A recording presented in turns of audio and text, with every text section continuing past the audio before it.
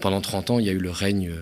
d'Idriss Déby Itno, grand ami de la France, qui a régné d'une main de fer sur le Tchad en réprimant tous ses opposants. Et en 2021, il est décédé dans des circonstances obscures au front contre les rebelles. Et alors que le président de l'Assemblée nationale aurait dû prendre le pouvoir et organiser des élections dans un délai très bref, il y a eu un coup d'État qui a été organisé par son fils, Mahamat Idriss Déby Itno, qui était par ailleurs commandant de la garde présidentielle et qui, en violation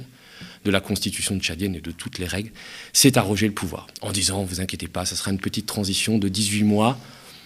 et puis on rendra le pouvoir au peuple, vous inquiétez pas, ça va bien se passer ». Et puis les 18 mois sont passés. Le régime en place a organisé une parodie de dialogue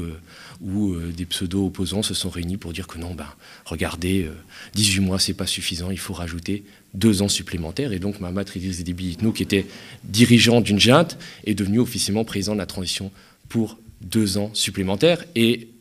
ce qui est encore plus dérangeant, c'est qu'il va pouvoir se présenter aux élections, soi-disant démocratiques, qui vont suivre au bout de ces 2 ans. Alors évidemment, la population tchadienne qui vit dans la misère et dans la peur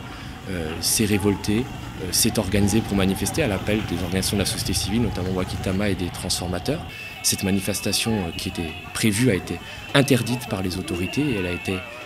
très durement réprimée puisque dès le matin, dès les premiers cortèges qui se sont formés à N'Djamena dans la capitale, mais aussi dans les autres villes du pays comme Boundou et Koumra, il y a eu des tirs à balles réelles et on estime qu'il y a une trentaine de manifestants qui ont été tués par balles, notamment un journaliste qui avait fait l'ESJ de Lille, Nassis Oredje, et